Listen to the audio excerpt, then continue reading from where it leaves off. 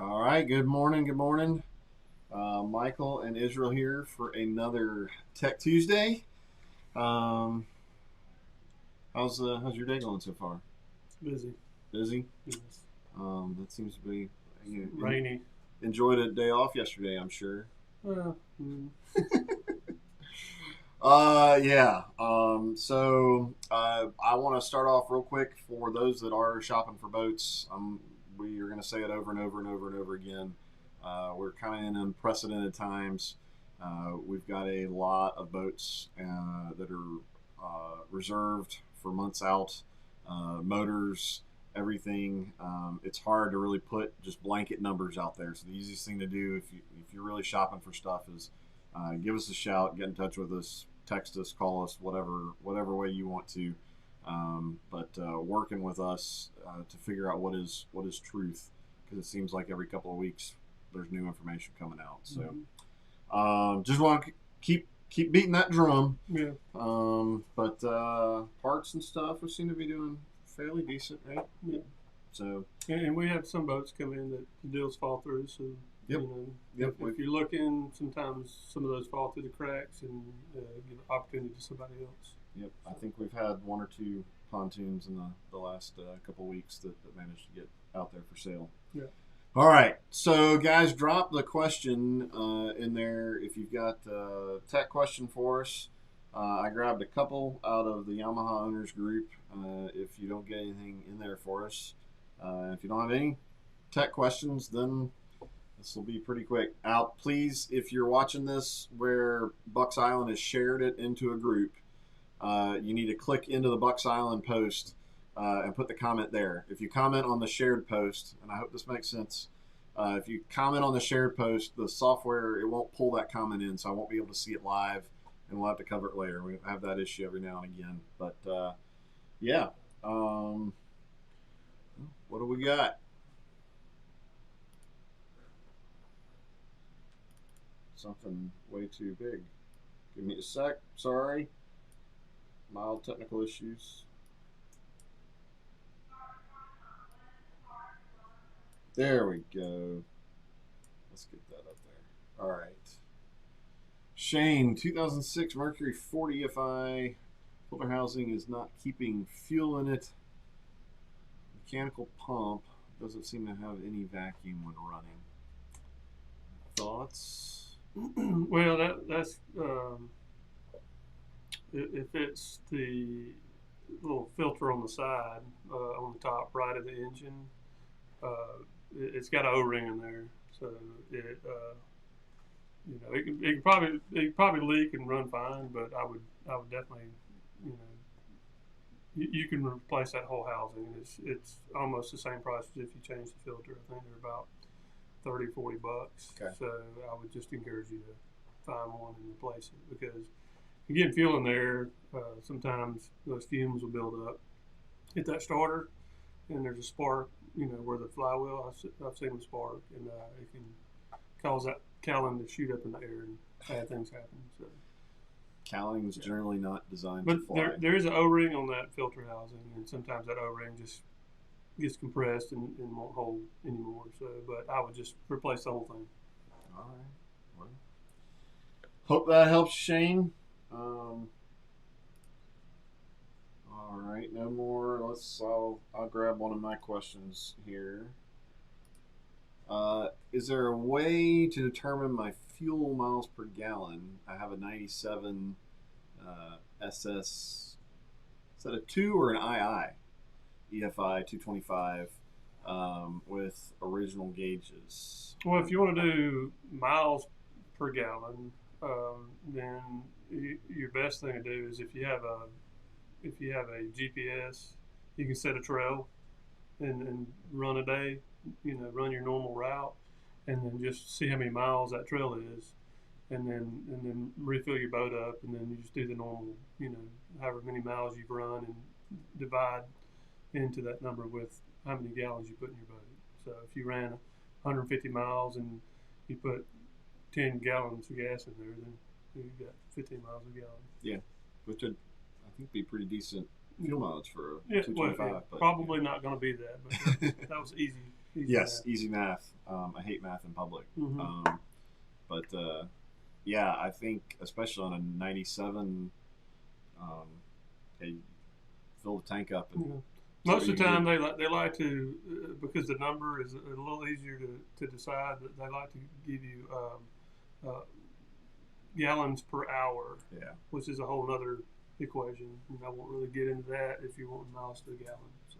but ultimately, miles per gallon is what matters because hours or gallons per hour doesn't get you back to the boat ramp. Yeah. Um, you But I know, can tell you a lot of these boats, wide open throttle is typically around 2 gallons per hour. okay, Or is that right? 2 gallons two, or ga- 2 hours, 2 gallons two, per two hour. gallons per Yeah, hour. So, and if you're yeah, running 60 miles an hour, you're doing yeah. one, yeah, Yeah, you do that. I mean, yeah, unless you have that. But 2 gallons per hour. yeah. That's yeah, whatever. All right, I don't do math in public. Yeah. Um, so, all right, hope that helps. Unfortunately, and I'm assuming you're probably looking for is there a quick and easy way to plug something in and let a computer do the math for you? And Yamaha has that, but it being a 97, you might not be able to have that option. But they do have a little thing that will hook in between the fuel line, and it can give you live data on that. And I think a lot of the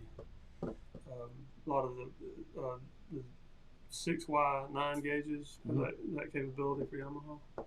Yeah. Hmm. And I think some of them will give you a calculation with a computer. It's not completely accurate, but it gives you a pretty good idea. Hmm. Well, fuel flow. Fuel flow meter, that's what it's called. So Yeah, there you go. that's lived off of in airplanes. Fuel flow. Mm-hmm. All right. Let's see, Greg. 2020 250 show, 40 hours. Occasionally at startup, I hear a slight ticking noise. It goes away in less than a minute. Yes, that's normal. Okay, I'll tell you what it is. The SHO's got variable valve timing, right? Okay. And it's on the intake site. So on the very top of that thing, it holds oil, okay, and it has to have oil pressure to click it in place. And so when you first crank the motor up, it goes the little piece in there goes back and forth until it catches and gets oil pressure. So it's tick tick tick tick tick tick tick tick tick tick tick tick, and then when oil pressure builds up enough, it'll lock in place. Hmm. So that's all it is. And Yamaha will tell you it's normal. So we have to tell you it's normal.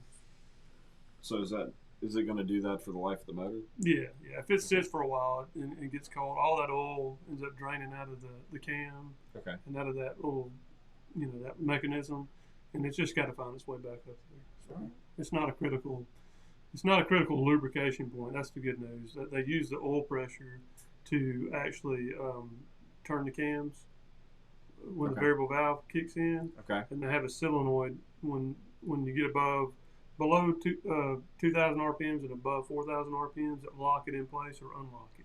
Okay. Yeah. So, but that's just the little mechanism building up pressure so it can lock into place. Before you run. Sounds complicated. It is, but it isn't. If you saw a diagram, I don't have one. So, hey, mom. Hey there. All right. All right. Where was this question?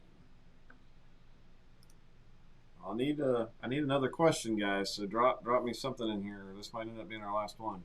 I think I have some water in my tank siphoned out. What can I use dry gas in the tank? It's an older two-stroke motor. Can we use what? Can I use dry gas in the tank? I don't. Does that mean like fresh? I guess that's probably referring to like fresh gas. If he's siphoned out the water, I'm reading it as: do I need to remove all the fuel, or can I do? I'm curious Well, how he siphoned off the water. well, The water should be at the bottom of the tank. yeah, and that's probably he's probably pumped it out of the pickup, which will get the water out. But the only problem is usually there's about this much space in the bottom of the tank, and if you don't get it turned just right, then you still miss it. The best thing I would say to do is to get as much of everything out of the tank as you can, and then maybe fill it up and then put some heat in there. Which is 100% isopropyl alcohol with a little bit. Actually, it's 99%. It's got a little bit of oil treatment in there too, just to protect the engine. And but don't put too much. Follow the directions. But what that'll do is it will bind the water particles to the fuel particles and help it, burn through the system. So, but when you do that, you may want to run your boat moderately just to make sure that you don't hurt anything. Gotcha. All right. And that's a 2-stroke.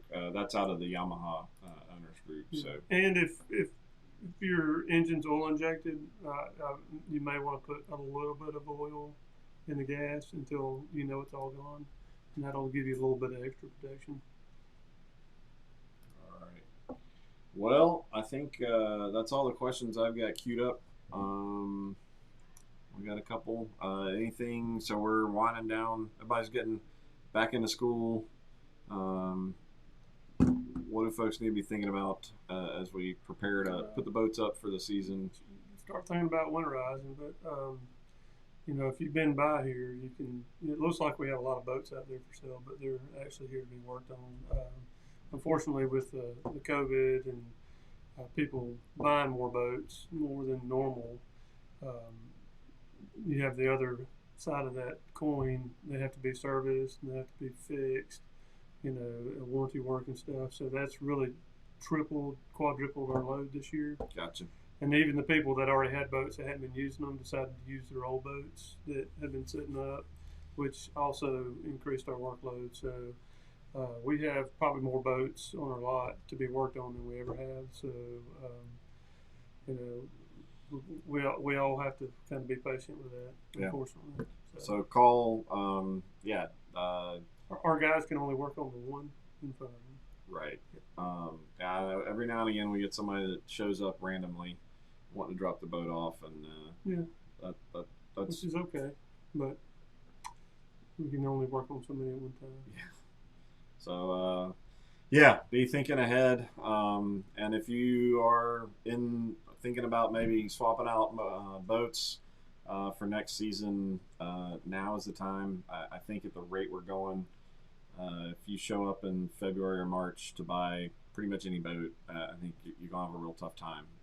That just seems to be the way things are going. And if COVID shuts more stuff down, I talked with our Hobie rep this morning, and they're greatly affected by ports and stuff like that. They've got a lot of that stuff coming in from the West Coast. So think ahead. It's crazy times. We're doing the best we can to try and communicate with you guys, keep folks informed, provide the service that we can. Appreciate you guys watching. Thanks for the questions, and we'll look forward to seeing you next week. Yeah, all right. Be safe out there so we can see you next week. Yeah, man. See you guys.